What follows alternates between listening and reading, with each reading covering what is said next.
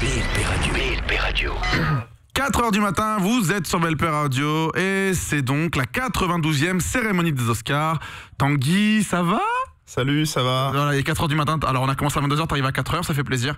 Bienvenue, très très heureux. Écoute, ça fait plaisir que ça fasse plaisir. Ça fait plaisir que ça fasse plaisir. Eh bien, voilà. Dis donc, ça fait, nous, ça nous fait très plaisir que ça fasse plaisir, que ça fasse plaisir. Eh ben, écoute. Continuons donc. Donc l'histoire, elle est très facile, mes amis. Le Mans 66 vient de prendre un nouvel Oscar. Toi, t'es contente, Mélie, j'imagine? Oui, franchement. Montage, du coup... Oui.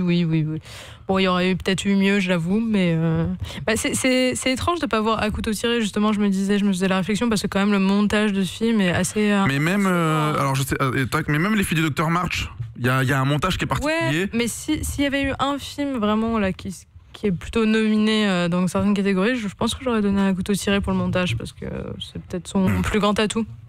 Ouais. Tanguy, pour l'instant, alors toi dans les Oscars, du coup, vu que tu arrives, est-ce que tu as vu un petit peu des trucs ou est-ce que t'étais un petit peu largué pendant cette cérémonie? Alors je dirais oui, un peu largué parce que j'ai pas vu peut-être une bonne partie des films des Oscars. J'ai vu notamment Les Misérables où j'ai perdu mon corps, Once Upon a Time in Hollywood. Là du coup je les ai pas tous en tête. Ouais. Je peux dire en tout cas que Les Misérables est dans mon top 3 de cette année. D'accord, ça va faire plaisir à Mounir ça. Voilà, j'y pensais, on pense à toi frérot. Mais voilà, après c'est vrai que bon, en soi les cérémonies de récompense sont jamais quelque chose que je suis de près parce que c'est pas quelque chose qui me ravisse en général, même si je suis allé à Cannes cette année, mais je suivais pas spécialement le moment des récompenses, je m'en fichais un peu, moi j'allais surtout pour voir des films. Ouais, du coup, j'en ai vu quand même quelques-uns pour les Oscars, mais depuis tout à l'heure, je vous écoute quand même parler de beaucoup de films, et ce qui est intéressant, c'est que vous parlez aussi de cinéma en général, donc ça me permet de plus suivre et d'être plus au fait de ce que vous dites, mais ouais, il y a certains moments où j'étais un peu largué, malheureusement. C'est pas grave, ça arrive à tout le monde, tu sais, ça arrive à tout le monde. Mélie, du coup, quoi de neuf? J'entends, t'as pas vu là? Ah oui. Ça fait longtemps. Ça fait 40 minutes. Enfin, oui. J'ai pas vu le temps passer. Moi aussi. J'ai eu Booba entre temps, ça m'a pris du temps. Oui, ça m'a pris beaucoup de temps. Je préfère quand je suis là. C'est vrai, ça fait plaisir. On discute mieux. Oui, on discute beaucoup mieux. Ça fait plaisir. Donc, pour l'instant, écoute, Le Mans 66, c'est un peu quand même une surprise parce que je pensais pas qu'il allait récupérer. Oui. Le Joker, pour l'instant, never. Nada. Irishman. Joaquin Phoenix va gagner. Où est-ce qu'il est? Irishman n'a rien pour l'instant. C'est quand même. Netflix. Ouais, mais. C'est vrai. C'est vrai que là, Netflix est un peu boudé pour l'instant. Mariage Story pour le roi Dern. Donc, ouais, c'est pas. Donc, tac.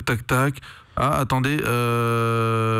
Non, en fait, excusez-moi, il y a un petit souci en direct sur les Oscars. Donc, du coup, s'il y a un souci en direct chez eux, il y a évidemment un souci chez nous en direct, vu qu'on est en mode qu'est-ce qui se passe chez eux. Alors, là, donc, il en reste un peu, quand même, mais il en reste un peu moins qu'avant. On est bien d'accord.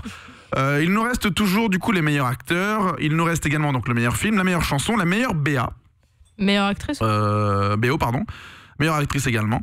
Il nous reste pas mal de choses et en fait ce qui est un peu perturbant dans ces Oscars, c'est que tout le monde prend la parole. Tu sais pas trop quand, tu sais pas trop pourquoi et c'est un peu compliqué. Mélie, dis-moi, on va parler d'un film. Je ne t'ai pas. Est-ce que tu as vu Jojo Rabbit? Oui. Est-ce qu'on en a déjà parlé tous les deux? Non. Alors tu vas en parler. Ça me fait très plaisir. Donc, Jojo Rabbit, tu l'as pas vu du coup, toi? Non, j'ai pas vu. Est-ce que tu peux expliquer du coup à notre cher ami qu'est-ce que raconte Jojo Rabbit? Ouh là là, je suis nulle en résumé de film. Je sais un peu de quoi il parle, donc c'est pas très grave, je comprendrai quand même. Comment dire C'est l'histoire d'un jeune garçon qui veut devenir du coup nazi plus tard. Enfin, qui est déjà. Et il est déjà dans l'âme. Ouais. Adolf Hitler, c'est son poteau sûr, t'as vu? C'est genre son idole, c'est comme ça que ça marche. Hi Hitler, ils le disent au moins 25 fois dans la même minute, donc t'as bien compris chez qui t'es. Voilà. Et en fait, on peut le dire, c'est quand même un petit trouillard. Si on regarde bien, ça reste un enfant, c'est un môme. Ah bah oui, mais... C'est un môme avec des idées de grand, quoi. Et du coup, il est anti-juif et il trouve chez lui une juive que sa mère cache. Et du coup, pour lui, les juifs, tu vois, c'est des monstres. Mais vraiment, il a dans sa tête un imaginaire de monstre. Et du coup, au fur et à mesure du temps, et tac, tac, tac, il apprend à découvrir cette juive, justement, jusqu'à en tomber amoureux à un moment donné. Jusqu'à ce que du coup, elle lui fasse comprendre que c'est la friendzone pour lui. Dommage pour lui. Mais du coup, c'est triste, oui, et puis dans un sens oui et non, parce que tu vois, à la fin du film, quand du coup, c'est quoi, on est où là, à cette époque-là?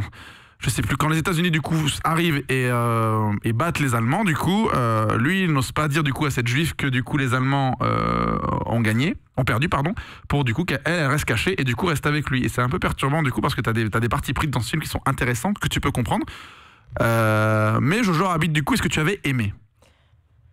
Alors je suis assez mitigée sur le film, je sais pas trop quoi en penser en fait. Je trouve qu'il y a des choses qui sont très bien, je trouve que des fois le film se perd vers des styles qui ne maîtrise pas forcément et il y a des très bons points. Par exemple, j'étais agréablement surprise par l'acteur principal parce que souvent quand on fait jouer des enfants dans des films, j'ai un peu peur, je suis un peu et là franchement il joue très très bien. C'était un plaisir pour moi de le voir.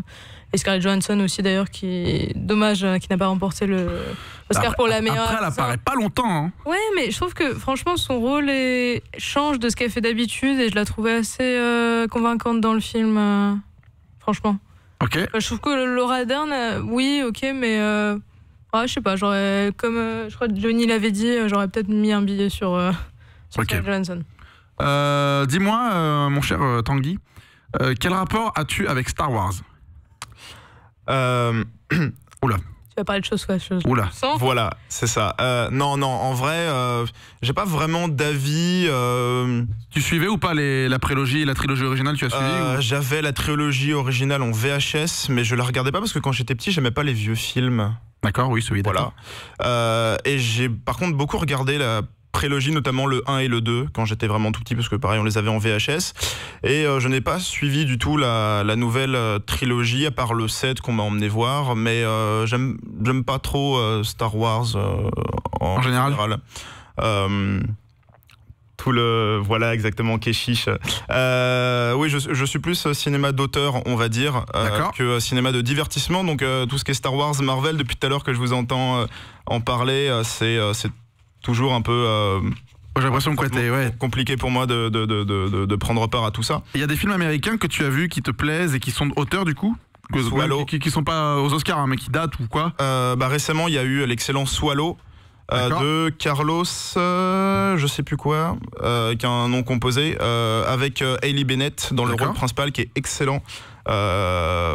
C'est évidemment pas à regarder quand on n'aime pas trop les gens qui se torturent psychologiquement. C'est très froid, c'est très très dérangeant.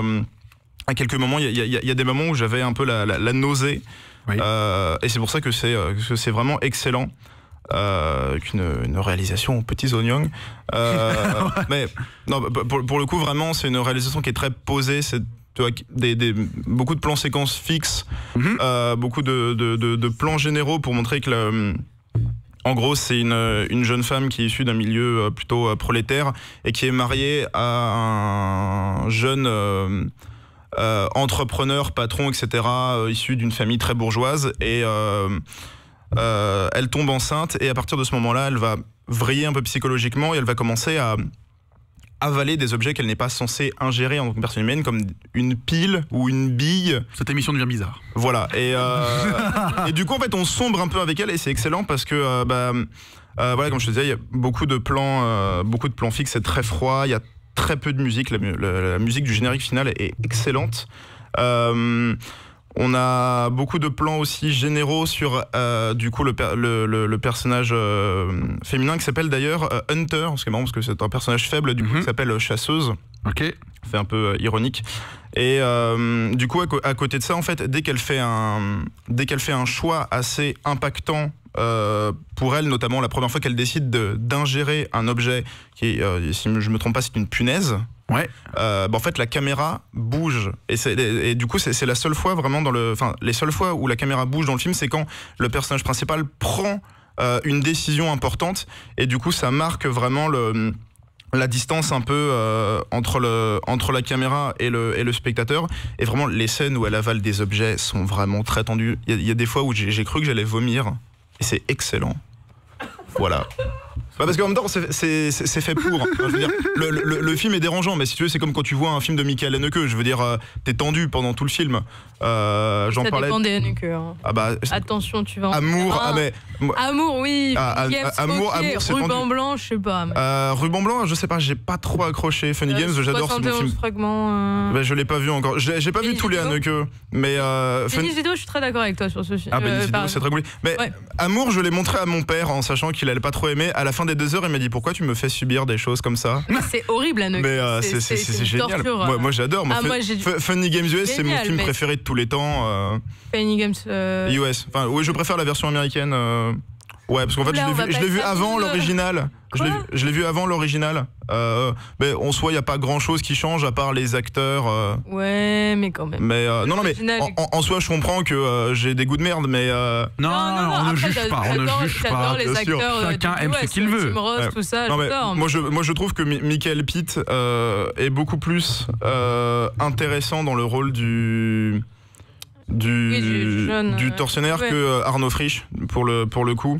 Je sais pas, je trouve Arnaud Frisch un peu trop lisse, un peu trop une tête de gentil, même si du coup ça fait un peu contre-emploi. Non, mais justement, je trouve que ça. Non, mais je comprends. Après, intéressant. Forcément, c'est tout à fait un choix personnel. Hein. Je n'impose pas mon avis, mais voilà, je veux dire, Funny Games, voilà, en tout cas, est mon film préféré de tous les temps. Donc ça pose un peu l'ambiance, le niveau, voilà, l'ambiance. C'est sûr que c'est pas ni Endgame ni Pierre des Caraïbes. Calmons-nous, cher Boubacar. J'aime bien, c'est un bon fruit. Oui, la banane est un bon fruit, effectivement. Voilà. À venir, cette émission n'a plus de sens. À venir, du coup, le meilleur maquillage et le meilleur costume. Je parle meilleure coiffure. Meilleure coiffure, pardon. Excusez-moi, pardonnez-moi, pardon. Non, mais je suis, moi, c'est deux Oscars différents. Non, mais c'est vrai, non, mais que voulez-vous, il y a une horaire où je ne suis plus d'attaque, ben c'est là, c'est maintenant. Donc là, ce qui vient de se passer, auditeurs, sachez que, du coup, nous avons eu la chanson Stand Up, qui vient d'être, du coup, jouée en live, qui est tirée du film Harriet. À voir. Donc il reste du coup une chanson, du coup la fameuse I'm Gonna Love Me Again, tirée de Rocketman. Et donc du coup on va arriver tout doucement sur cette fin de cérémonie. Et oui, puisqu'après cette chanson-là, bah du coup il en restera plus beaucoup des Oscars, mais en tout cas il en reste un peu. On n'a toujours pas fait les films étrangers. Les Misérables, du coup tu l'as vu? Ouais. Aïe aïe aïe. Alors ça dit quoi? Eh ben je t'ai dit, c'est dans mon top 3 de cette année, de 2019. Mélie aussi? Voilà. Pas dans mon top 3, mais dans mon top 10, ouais. D'accord, donc c'est un film qui vous a plutôt parlé. Absolument, tout à fait. Pourquoi le seul rebeu de la bande, il a pas aimé le film alors que c'est un truc comme ça? Enfin, excuse-moi. Peut-être qu'il a raison. Au fond, mais Boubacar, calmons-nous quand même. Hein. Peut-être que son avis du coup est plutôt intéressant. C'est vrai, mais en plus, Mounir, tu sais que tu ressembles à Lajli, je tenais à te le dire, il y a un air. Je te jure, il y a un air. J'espère qu'il va gagner le film. Quoi? Mais oui. Lajli est noir et il y a des arrêtez, on est presque une espèce de dreadlocks. Oh là là. Oh oui, il fallait qu'on en parle de ce film. Non. Actuellement, aux Oscars, je l'ai pas vu, mais beaucoup de gens m'ont dit que du mal. Nous avons 2 personnalités qui viennent d'arriver et qui sont habillées en chat. Clairement, ils sont en train de se foutre de la gueule du film Cats, qui n'a même pas fait un beat tellement c'était de la merde. Et là, ça bouge. Voilà, donc on a Rebel Wilson et James Gordon qui sont là sur scène habillés en chat pour se foutre de la gueule du film. J'aurais tellement aimé le voir ce film. Juste pour me moquer, tu vois, juste pour me dire putain, on arrive à faire de la merde avec beaucoup de sous. En même temps, tu vas me dire c'est l'époque. Je ne comprends pas. Alors, ce que je vous propose, chers amis, merci en tout cas d'être là. Ça fait plaisir. Merci Tanguy d'être là. Merci Mélie aussi d'être là et d'être présent. Ce qu'on va faire, c'est qu'on va du coup faire cette catégorie ensemble et on va du coup la commenter. Ça tombe bien, il y a Avengers Endgame dedans, ça fait plaisir. On n'a pas assez parlé du film ce soir.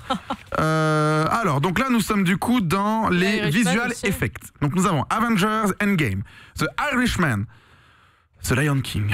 Nous avons 1917 et nous avons Star Wars. Moi, je pense que c'est... Alban me regarde pas comme ça, je pense que c'est le Roi Lion qui prend. Ouais, moi aussi. Je pense que c'est le Roi Lion. J'annonce, je pense que c'est le Roi Lion. C'est la page 24, cher ami. Le Roi Lion. Alors, Star Wars, oui, alors là, il nous montre en plus la scène, tu sais, Force X, genre X-Men. Pour moi, c'est Lion King. Ouais, moi aussi, je pense aussi. Un petit avis... Un petit Disney pour la... mais comment ils ont... Mais oh là là. C'est bien l'autodérision. Mais c'est pas l'autodérision. Quand ton film c'est de la merde, tu peux pas... Ça, c'est de la caricature. Ah, mais c'est les acteurs du film du coup qui... Oui, c'est Rebel Wilson. Ils sont pas assez ridiculisés les pauvres. D'accord. C'est important que... Ah ouais, c'est chaud là. Et donc l'Oscar Allez. est remis par Deschamps. Oh 1917. Très surprenant. Surprenant de ouf. Surprenant. Mais je ne comprends pas. Surprenant. Je ne comprends pas par contre là. Surprenant. Le seul film qui ne devait pas l'avoir l'a pris. C'est quand même formidable. Je ne comprends pas. Pourquoi? Mais non. Pourquoi? Alors du coup ce soir c'est la surprise, Deschamps qui remettent à 1917 Mais- les effets spéciaux. C'est quand enfin. même extraordinaire. Mais pourquoi? Eh bien extraordinaire, écoutez. Mais enfin. The Irishman, c'est un peu le David et Laura des Oscars. Non mais The Irishman, j'ai bien compris que ce soir la cérémonie boudée Martin Oui, Scorsese. Netflix tout court, je crois. Netflix est boudé ce soir. Bah, comme d'habitude, on s'y attendait. Écoutez, chers amis, bah écoutez, oui, c'est vrai qu'on s'y attendait. Mais moi je m'y attendais Mais ça, pas du tout. Je ne comprends pas. Là. Mais même, je ne comprends pas la nomination. Ça. Enfin, non, pas la nomination, mais, C'est comme, la mais en fait, récompense. mais c'est comme First Man en fait. First Man avait pris l'année dernière, on savait pas pourquoi. Donc c'est vrai que c'est un peu compliqué. Ce qui est sûr, c'est que l'on va se retrouver du coup juste après du coup cette petite bande-annonce, la bande-annonce du coup de Le Mans 66. On va évidemment changer d'invité. Merci à vous d'être ici. Merci auditeurs de nous suivre. On se retrouve juste après la bande-annonce Le Mans 66.